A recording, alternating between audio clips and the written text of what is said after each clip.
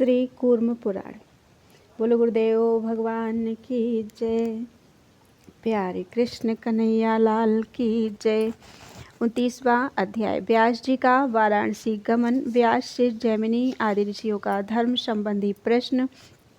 व्यास का उन्हें शिव पार्वती संवाद बताना। अभिमुक्त क्षेत्र वाराणसी का महात्म्य। वाराणसी सेवन का विशेष फल। ऋषियों ने कहा, सूत जी, महाबुद्धिमान कृष्ण द्वैपायन व्यास मुनि ने दिव्य वाराणसीपुरी में पहुंचकर क्या किया, इस विषय को सुनने के लिए हम लोगों को कौतूहल है। सूत जी बोले, दिव्य वाराणसी में पहुंचकर महामुनि ने गंगा में आचमन कर स्नान कर विश्वेश्वर देव शिव का पूजन किया। उन मुनि व्यास जी को आया हुआ देखकर वहां निवास करने वाले मुनियों ने मुनि श्रेष्ठ व्यास की पूजा की। उन सभी ने महादेव से संबद्ध पापों का नाश करने वाली पुण्यदायिनी कथा तथा सनातन मोक्ष धर्मों को विनयपूर्वक पूछा। सर्वज्ञ उन भगवान व्यास ऋषि ने भी देवाधिदेव शिव का महात्म्य तथा वेद में निर्दिष्ट धर्मों का वर्णन किया। उन मुनियों के मध्य व्यास के शिष्य महामुनि जैमिनी ने व्यास जी से सनातन गूढ़ अर्थ पूछा।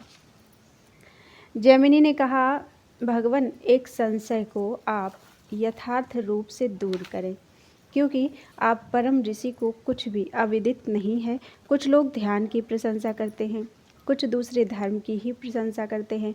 अन्य लोग सांख्य तथा योग को, कुछ महर्षि तप को, कोई ब्रह्मचर्य को और दूसरे महर्षि मौन धारण को, कुछ अहिंसा एवं सत्य को तथा कुछ विद्वान संन्यास को श्रेष्ठ बताते हैं।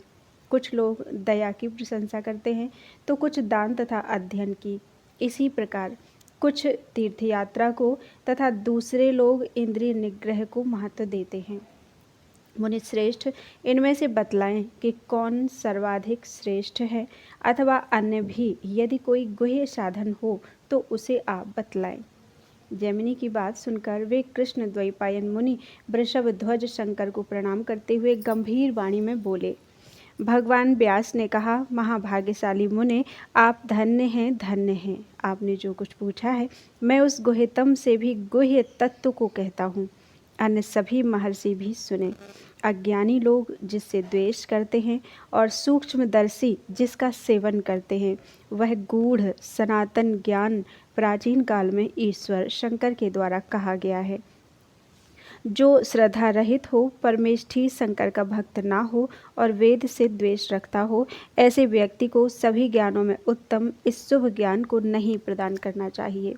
प्राचीन काल में मेरु शिखर पर भगवान शंकर के साथ एक ही आसन पर स्थित देवी पार्वती ने त्रिपुरारी देव ईशान महादेव से पूछा।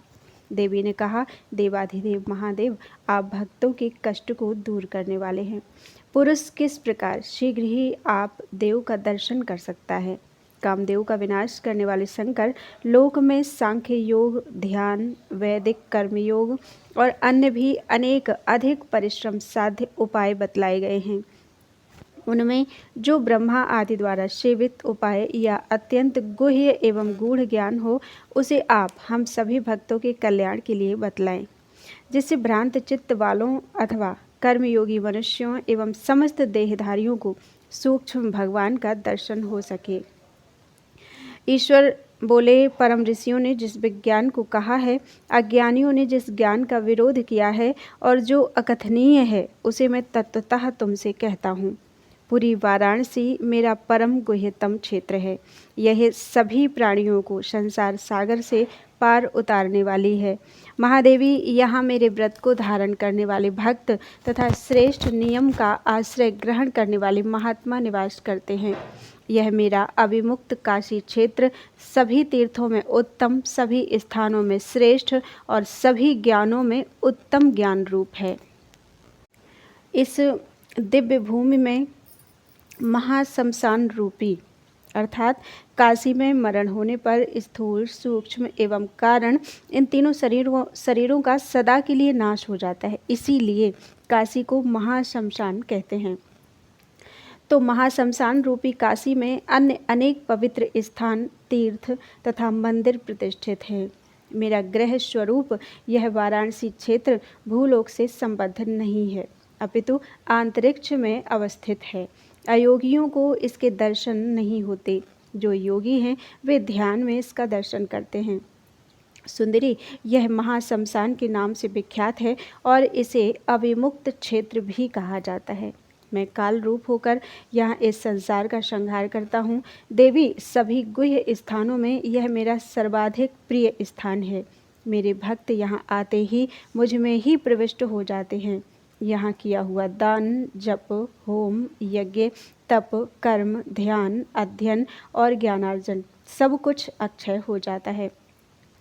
अविमुक्त क्षेत्र में प्रविष्ट होने वालों का हजारों जन्मांतरों में किया हुआ जो पूर्व संचित पाप है वह सब नष्ट हो जाता है। बरानने, अविमुक्त वाराणसी क्षेत्र में कालवश मृत्यु को प्राप्त ब्राह्मण, क्षत्रिय, वैश्य, शूद्र, वर्ण, शंकर, स्त्री, म्लेच्छ, अन्य संकीर्ण पाप योनि वाले सभी मानव, प्राणी, कीड़े, चींटी तथा जो भी अन्य मृग, पक्षी आदि हैं, ये सभी सिर पर अर्धचंद्र धारण करने वाले त्रिनेत्र तथा महावृषभ अर्थात नंदी को वाहन बनाने वाले शिव स्वरूप मानव बनकर मेरे कल्याणमय पुर में उत्पन्न होते हैं। अविमुक्त क्षेत्र में मरा हुआ कोई पापी नरक में नहीं जाता। ईश्वर शंकर से कृपा प्राप्त वे सभी परम गति प्राप्त करते हैं। मोक्ष को अत्यंत दुर्लभ और संसार को अत्यंत भीषण समझकर पत्थर द्वारा पैरों को तोड़कर मनुष्य को वाराणसी में निवास करना चाहिए। परमेश्वरी तपस्या द्वारा पवित्र हुए प्राणी के लिए भी जहाँ कहीं मरने पर संसार से मुक्त करने वाली गति दुर्लभ होती है। शैलपुत्री, मेरे अनुग्रह से वह गति यहाँ प्राप्त हो जाती है। मेरी माया से विमोहित अज्ञानी लोग इस तत्व को नहीं समझते। अज्ञान से आवृत मूढ़ लोग अविमुक्त क्षेत्र का सेवन नहीं करते। वे मलमूत्र और रजोवीर्य से युक्त नरक के बीच बार बार निवास करते हैं। सैकड़ों विघ्नों से आहत होने पर भी जो विद्वान वाराणसी में निवास करते हैं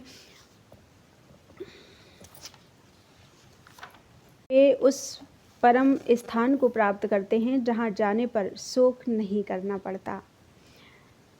वे जन्म, मृत्यु और जरा रहित होकर शिव के श्रेष्ठ निवास स्थान को प्राप्त करते हैं।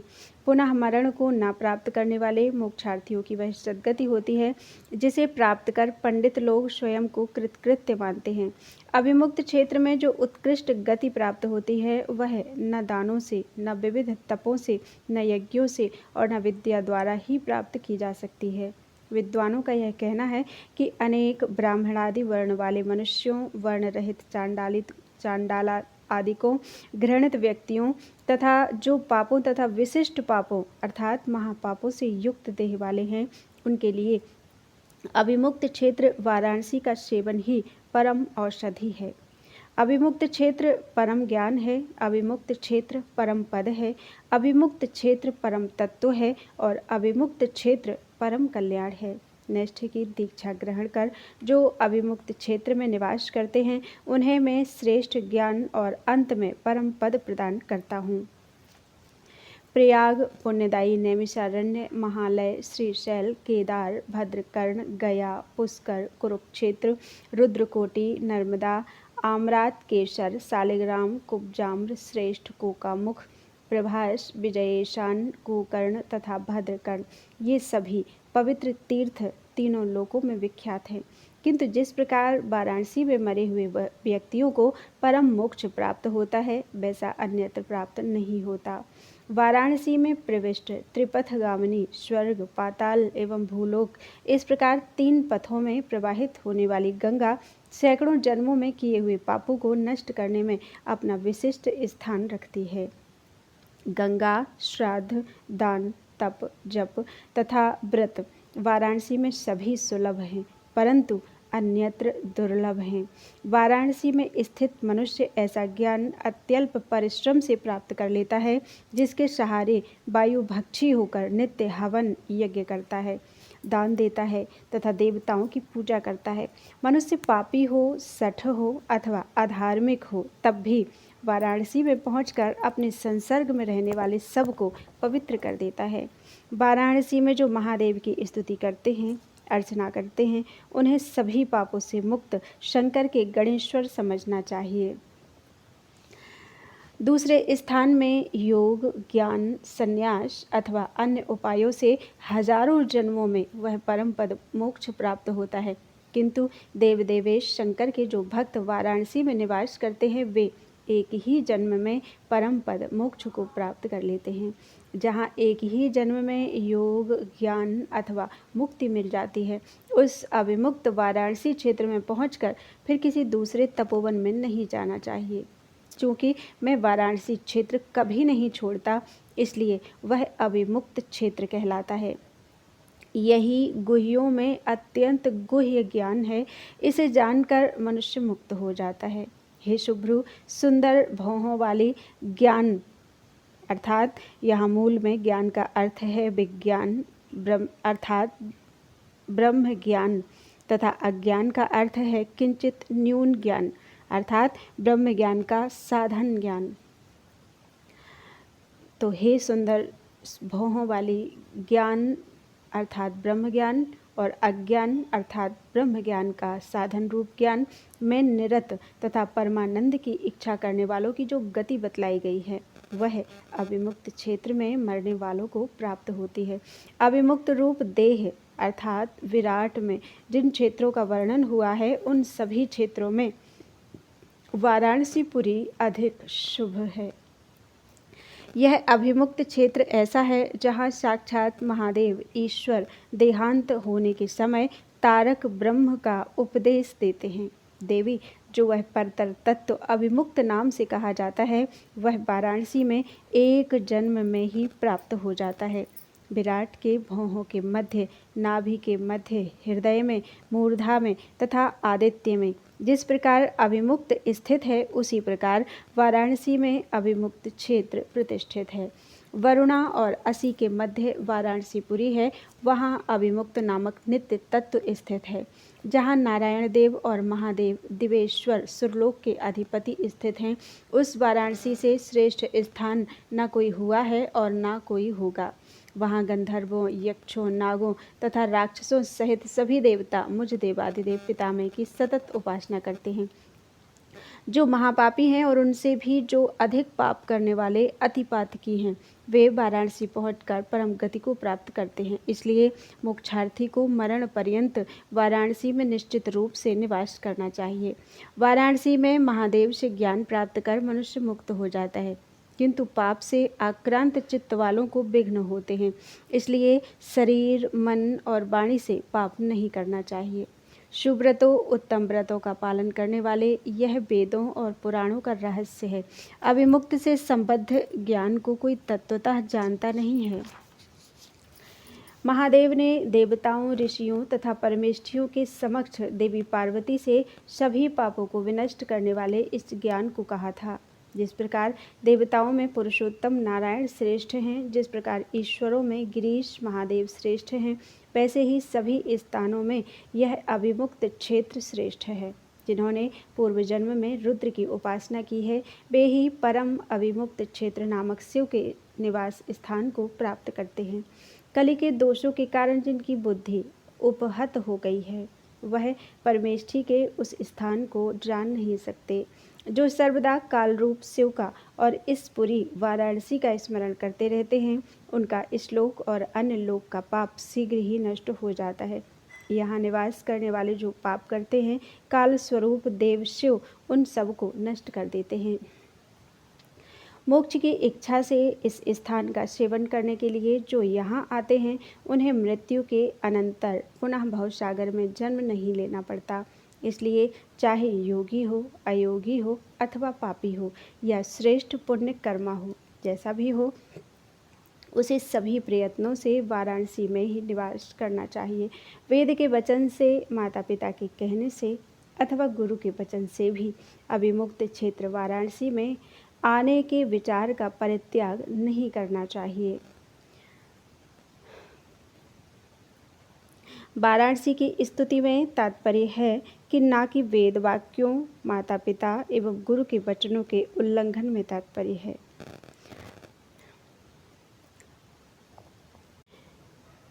सूत जी बोले, ऐसा कहकर वेदविदों में श्रेष्ठ भगवान व्यास प्रधान शिष्यों के साथ वाराणसी में विचरण करने लगे। इति श्री कूर्म पुराणे षट्सहस्रयां संहितायां पूर्व विभागे 29 अध्यायः इस प्रकार 6000 श्लोकों वाली श्री कूर्म पुराण संहिता के पूर्व विभाग में 29वां अध्याय पूरा हुआ। बोलो वृंदावन बिहारी लाल की जय।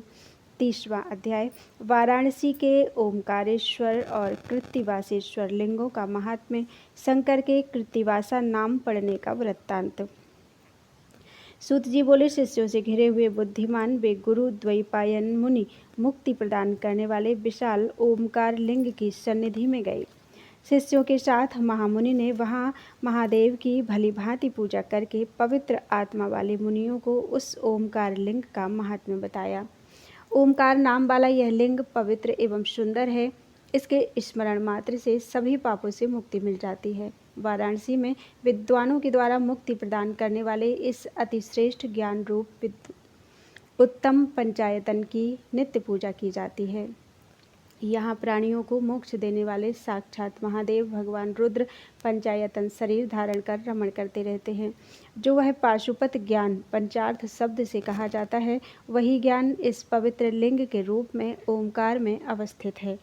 अतीता शांति, शांति, उत्कृष्ट कला वाली विद्या, प्रतिष्ठा और निवृत्ति, इन्हीं 5 अर्थों के लिए इनके प्रतिनिधि रूप में महादेव का ओमकार लिंग प्रतिष्ठित है। ब्रह्मा आदि 5 देवों का भी नित्य आश्रय रूप यही ओमकार बोधक लिंग पंचायतन कहलाता है। अविनाशी पंचायतन रूप ईश्वरी लिंग का स्मरण करना चाहिए। ऐसा करने से मनुष्य देहांत होने पर आनंद स्वरूप परम ज्योति में प्रवेश करता है। पूर्व काल में देवर्षियों, ब्रह्मर्षियों तथा सिद्धों ने यहीं पर भगवान ईशान की उपासना करके परम पद प्राप्त किया था। विप्रेंद्रो मत्स्योदरी के किनारे गोचर्म के बराबर गुह्यतम शुभ पुण्य स्थान है, वही ओमकारेश्वर का उत्तम क्षेत्र है। गोचर्म का अर्थ है भूमि की एक विशिष्ट माप। द्विजोत्तमो कृत्तिवासेश्वर, श्रेष्ठ मध्यमेश्वर, विश्वेश्वर, ओमकारेश्वर तथा कपर्दीश्वर, ये वाराणसी के गुह्य लिंग हैं। बिना शंकर की कृपा के कोई इन्हें यहाँ जान नहीं सकता। ऐसा कहकर पराशर के पुत्र महामुनि कृष्ण द्वैपायन शूलधारी महादेव के कृत्तिवासेश्वर नामक लिंग का दर्शन करने गए। ब्रह्मज्ञानियों में श्रेष्ठ भगवान व्यास ने शिष्य के साथ लिंग का पूजन कर शिष्यों को कृत्तिवासेश्वर का महात्म्य बतलाया। प्राचीन काल में एक दैत्य हाथी का रूप धारण कर यहाँ शंकर के समीप नित्य उपासना करने वाले ब्राह्मणों को मारने के लिए आया। द्विजश्रेष्ठों, उन भक्तों की रक्षा के लिए इस लिंग से भक्त वत्सल महादेव त्रिलोचन प्रकट हुए। हाथी की आकृति वाले उस दैत्य को अवज्ञापूर्वक शूल से मारकर शंकर ने उसके चर्म का वस्त्र धारण किया। उसी समय से वे कृत्तिवासेश्वर हो गए। श्रेष्ठ मुनियों, यहाँ मुनियों ने परम सिद्धि प्राप्त की और उसी शरीर से परम पद अर्थात मोक्ष भी प्राप्त किया। विद्या, विद्येश्वर, रुद्र एवं शिव नाम से कहे जाने वाले कृत्तिवासेश्वर लिंग को सभी देवता नित्य आवृत कर स्थित रहते हैं। घोर कलयुग और अधार्मिक लोगों की बहुलता को समझकर जो लोग कृत्तिवासेश्वर का परित्याग नहीं करते, वे निसंदेह कृतार्थ हो जाते हैं। हजारों जन्मांतरों में भी दूसरे स्थान पर मोक्ष प्राप्त होता हो अथवा नहीं, किंतु कृत्तिवास क्षेत्र में एक जन्म में ही मोक्ष प्राप्त हो जाता है। लोगों का कहना है कि सभी सिद्धों का आश्रय रूप यह स्थान देवाधिदेव महादेव शंभु के द्वारा सुरक्षित है। प्रत्येक युग में वेद में पारंगत इंद्रिय निग्रही ब्राह्मण यहाँ महादेव की उपासना करते हैं और शतरुद्रीय का जप करते हैं। हृदय में सर्वांतरात्मा स्थाणुदेव शिव का ध्यान करते हुए कृत्तिवासा त्र्यंबक देव त्रिलोचन महादेव की निरंतर स्तुति करते हैं। विप्रो सिद्धजन यह गीत गाते हैं कि जो लोग वाराणसी में निवास करते हैं और कृत्तिवासा भगवान शिव की शरण ग्रहण करते हैं, उनकी एक ही जन्म में मुक्ति हो जाती है।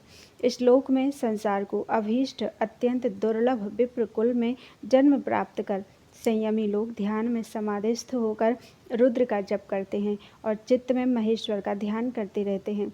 वाराणसी में निवास करने वाले श्रेष्ठ मुनिजन प्रभु शंकर की आराधना करते हैं। फल की आकांक्षा किए बिना यज्ञों द्वारा उनका यजन करते हैं, रुद्र रूप में उनकी स्तुति करते हैं और शंभु रूप में उन्हें प्रणाम करते हैं। विशुद्ध योग के आश्रय रूप भाव को नमस्कार है। मैं स्थाणु पुराण गिरीश की शरण ग्रहण करता हूँ, हृदय में अवस्थित रुद्र का स्मरण करता हूँ और महादेव को अनेक रूपों में स्थित मानता हूँ। नमो भवायामलयोगधाम्ने स्थाणुं प्रपद्ये गिरिशं पुराणं स्मरामि रुद्रं हृदये निविष्टं जाने महादेवमनेकरूपम्। इति श्रीकूर्मपुराणे षट्सहस्रयां संहितायां पूर्वविभागे 300 अध्यायः। इस प्रकार 6000 श्लोकों वाली श्री कूर्म पुराण संहिता के पूर्व विभाग में 30वां अध्याय पूरा हुआ। बोलो वृंदावन बिहारी लाल की जय। 31वां अध्याय वाराणसी के कपर्दीश्वर लिंग का महात्म्य। पिशाच मोचन कुंड में स्नान करने की महिमा, वहाँ स्नान करने से पिशाच योनि से मुक्ति प्राप्त करने का आख्यान, शंकुकर्ण की कथा तथा शंकुकर्ण कृत ब्रह्मपाल स्तव। सूत जी बोले, मुनियों से इस प्रकार कहकर बुद्धिमान व्यास जी देवाधिदेव त्रिशूली भगवान शंकर के कपर्दीश्वर नामक अव्यय लिंग का दर्शन करने गए। ब्राह्मणों वहाँ पिशाच मोचन तीर्थ में स्नान कर विधि पूर्वक पितरों का तर्पण कर उन्होंने त्रिशूल धारण करने वाले शंकर की पूजा की। वहाँ गुरुदेव व्यास जी के साथ उन मुनियों ने एक आश्चर्य देखा। उन्होंने इसे क्षेत्र का महात्म्य समझा और गिरीश हर को प्रणाम किया। कोई भयंकर रूप वाला व्याघ्र एक मृगी का भक्षण करने के लिए वहाँ श्रेष्ठ कपर्दीश्वर के समीप में आया। भयभीत मन वाली वह मृगी वहाँ प्रदक्षिणा करते करते दौड़ती हुई अत्यंत व्याकुल हो जाने से व्याघ्र के वशीभूत हो गई। अपने तीक्ष्ण नखों से उसे विदीर्ण कर वह महान बलशाली व्याघ्र उन मुनियों को देखकर दूसरे जनशून्य स्थान की ओर चला गया। कपर्दीश के समक्ष ही मृत्यु को प्राप्त वह बाल अवस्था वाली मृगी आकाश में चमकते हुए सूर्य के समान प्रभा वाली, महाज्वाला रूपा, 3 नेत्रों वाली, नीलकंठ वाली, चंद्रमा से सुशोभित मस्तक वाली और वृषभ पर आरूढ़ तथा शिव के समान ही पुरुषों से समन्वित दिखलाई पड़ी। उसके मस्तक पर आकाशचारी गंधर्व आदि फूलों की वर्षा कर रहे थे। तदनंतर वह स्वयं गणेश्वर होकर तत्क्षण ही अदृश्य हो गई। जैमिनी आदि प्रमुख द्विजों ने ऐसा महान आश्चर्य देखकर अच्युत स्वरूप गुरु व्यास से कपर्दीश्वर का महात्म्य पूछा।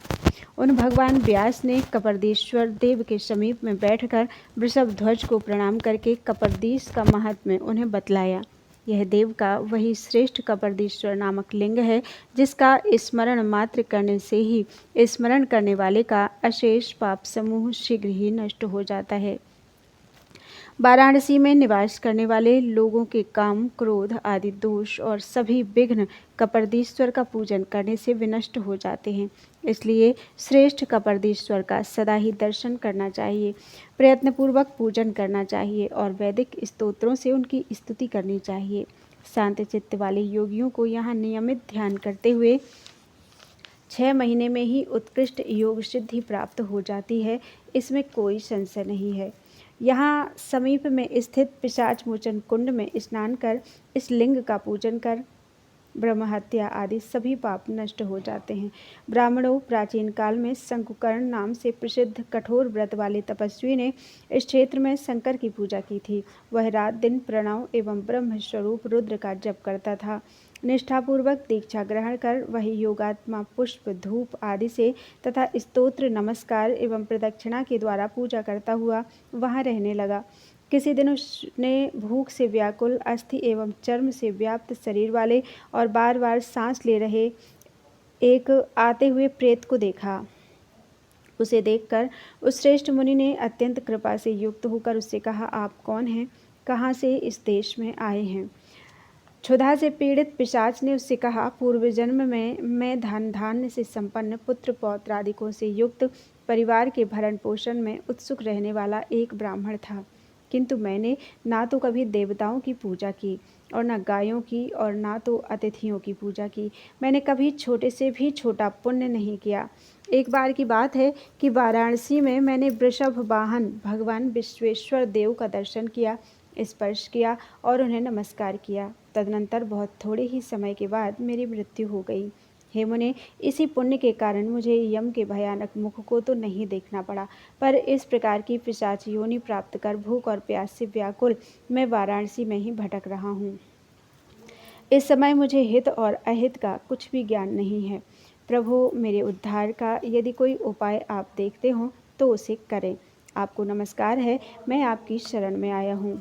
ऐसा कहे जाने पर शंकुकर्ण ने पिशाच से कहा, तुम्हारे समान इस संसार में श्रेष्ठ पुण्य कर्म करने वाला और कोई नहीं है, जो कि तुमने पूर्व काल में विश्वेश्वर भगवान शिव का दर्शन किया, उनका स्पर्श किया और वंदना की। फिर संसार में तुम्हारे समान और कौन हो सकता है। उस कर्म के परिणाम स्वरूप ही तुम इस स्थान पर पहुँचे हो। अब तुम एकाग्र मन होकर इस कुंड में शीघ्र ही स्नान करो, जिससे इस कुत्सित पिशाच की योनि से तुम शीघ्र ही छुटकारा प्राप्त कर सको। दयालु मुनि के ऐसा कहने पर उस पिशाच ने देवश्रेष्ठ त्रिलोचन अनुशास्ता भगवान कपर्दीश्वर का स्मरण कर मन को एकाग्र करते हुए कुंड में स्नान किया। तदनंतर स्नान किया हुआ वह मुनि के समीप ही मृत्यु को प्राप्त हो गया और पुनः सूर्य के समान प्रकाशित विमान में स्थित होकर वह दिव्य आभूषणों को धारण किए तथा चंद्रमा के चिन्ह से सुशोभित सुंदर मस्तक से युक्त पुरुष के रूप में दिखाई पड़ा। वह आकाश में स्थित रहने वाले रुद्रों, अप्रमेय योगियों तथा बालखिल्य आदि ऋषियों से चारों ओर से आवृत्त होते हुए भी उसी प्रकार सुशोभित हो रहा था जिस प्रकार सभी देवताओं के भी देवता सूर्य देवता उदय काल में दिखलाई पड़ते हैं। आकाश में सिद्ध तथा देवताओं के समूह उसकी स्तुति कर रहे थे। दिव्य सुंदर अप्सराएं नृत्य कर रही थीं और गंधर्व, विद्याधर तथा किन्नर आदि जल से स्निग्ध पुष्पों की वृष्टि कर रहे थे। मुनियों के समूहों से स्तुति किए जाते हुए उसने भगवान की कृपा से ज्ञान प्राप्त किया और वह उस त्रयीमय श्रेष्ठ मंडल में प्रविष्ट हो गया जहाँ रुद्र प्रकाशित होते थे। पिशाचु योनि को प्राप्त उस पुरुष को मुक्त हुआ देखकर वह मुनि अत्यंत प्रसन्न मन से महेश का ध्यान कर और कवि अद्वितीय रुद्राग्नि को प्रणाम कर उन जटाधारी शिव की स्तुति करने लगा। शंकुकर्ण ने कहा, मैं परात्पर अद्वितीय सबके रक्षक पुराण पुरुष योगेश्वर नियामक आदित्य अग्नि रूप एवं कपिल वृषभ पर अधिष्ठित आप कपर्दी की शरण ग्रहण करता हूँ।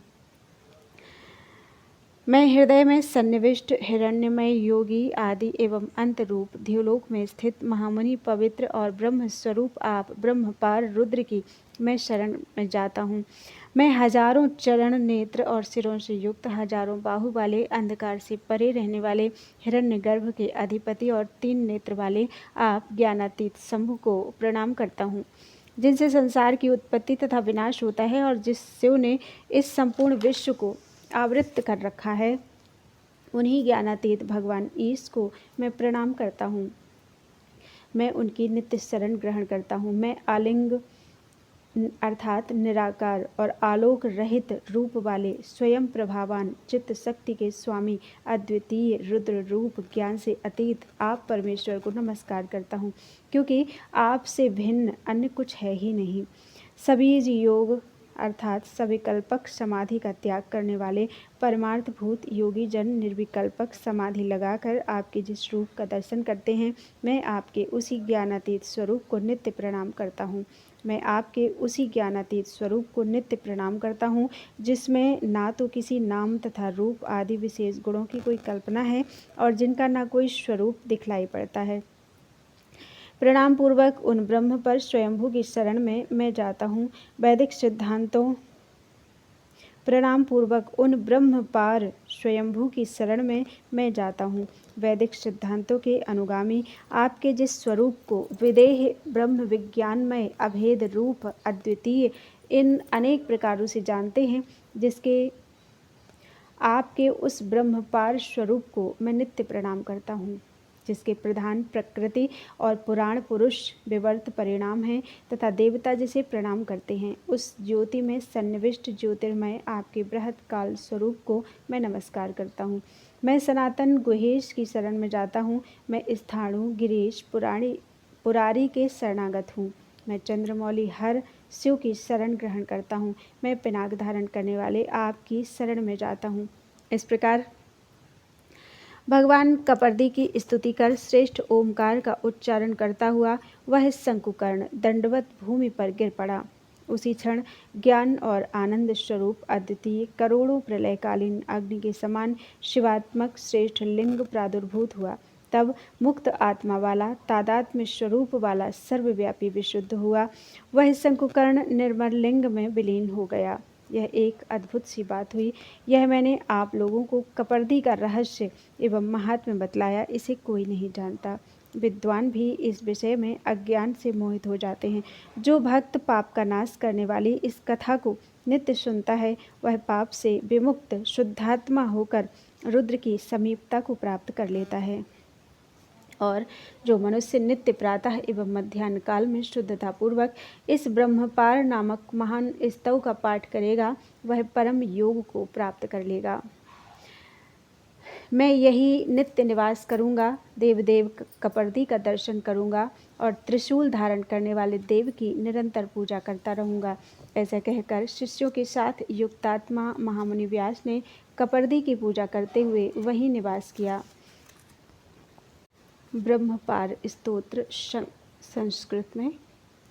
शंकुकर्ण उवाच कपर्दिनं त्वां परतः परस्ताद् गोप्तारमेकं पुरुषं पुराणं व्रजामि योगेश्वरमीशितारम् आदित्यम् अग्निं कपिलाधिरूढं त्वां ब्रह्मपारं हृदि सन्निविष्टं हिरण्मयं योगिनम् आदिमन्तं व्रजामि रुद्रं शरणं दिविस्थं महामुनिं ब्रह्ममयं पवित्रं सहस्रपादाक्षिशिरोभियुक्तं सहस्रबाहुं तमसः परस्तात् त्वां ब्रह्मपारं प्रणमामि शम्भुं हिरण्यगर्भाधिपतिं त्रिनेत्रं यतः प्रसूतिर्जगतो विनाशो येनावृतं सर्वमिदं शिवेन तं ब्रह्मपारं भगवन्तमीशं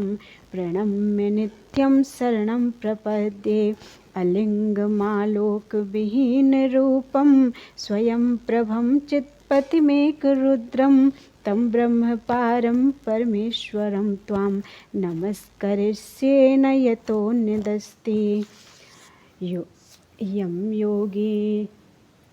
यं योगिनस्त्यक्तशबीजयोगा लब्ध्वा समाधिं परमार्थभूताः पश्यन्ति देवं प्रणतोऽस्मि नित्यं तं ब्रह्मपारं भवतः स्वरूपं न यत्र नामादिविशेषक्लृप्ति न सदृशे तिष्ठति यत्स्वरूपं तं ब्रह्मपारं प्रणतोऽस्मि नित्यं स्वयंभुवं त्वां शरणं प्रपद्ये यद्वेदवादाभिरता विदेहं सब्रह्मविज्ञानं भेदमेकं पश्यन्त्यनेकं भवतः स्वरूपं तं ब्रह्मपारं प्रणतोऽस्मि नित्यं यतः प्रधानं पुरुषः पुराणो विवर्तते यं प्रणमन्ति देवाः नमामि तं ज्योतिषि सन्निविष्टं कालं बृहन्तं भवतः स्वरूपं व्रजामि नित्यं शरणं गुहेशं स्थाणुं प्रपद्ये गिरिशं पुरारिं शिवं प्रपद्ये हरमिन्दुमौलिं पिनाकिनं त्वां शरणं व्रजामि स्त्वैवं शङ्कुकर्णोऽसौ भगवन्तं कपर्दिनं पपाददण्डवद्भूमौ प्रोच्चरन् प्रणवं परं तत्क्षणात् परमं लिङ्गं प्रादुर्भूतं शिवात्मकं ज्ञानमानन्दम् अद्वैतं कोटिकालाग्निसन्निभं शङ्कुकर्णोऽथ मुक्तात्मा तदात्मा सर्वगोमलः निलिल्ये विमले लिङ्गे तदद्भुतमिवाभवत्। एतद् रहस्यमाख्यातं महात्म्यं वः कपर्दिनः न कश्चित् वेत्ति तमसा विद्वानप्यत्र मुह्यते य इमां शृणुयान्नित्यं कथां पापप्रणाशिनीं भक्तः पापविशुद्धात्मा रुद्रसामीप्यमाप्नुयात् पठेच्च सततं शुद्धो ब्रह्मपारं महास्तवं प्रातर्मध्याह्नसमये सा योगं प्राप्नुयात् परम् इहैव नित्यं वत्स्यामो देवदेवं कपर्दिनं द्रक्ष्यामः सततं देवं पूजयामोऽथ शूलिनम् इत्युक्त्वा भगवान् व्यासः शिष्यैः सह महामुनिः उवास तत्र युक्तात्मा पूजयन् वै कपर्दिनम्। बोलो वृंदावन बिहारी लाल की जय। इति श्री कूर्मपुराणे षट्सहस्रयां संहितायां पूर्व विभागे 1/3 अध्याय। इस प्रकार 6000 श्लोकों वाले श्री कूर्म पुराण संहिता के पूर्व विभाग में 31वां अध्याय पूरा हुआ और ब्रह्मपार स्तोत्र भी पूरा हुआ। बोलो वृंदावन बिहारी लाल की जय। त्वदीयं वस्तु गोविंदम तुभ्यमेव समर्पितम्।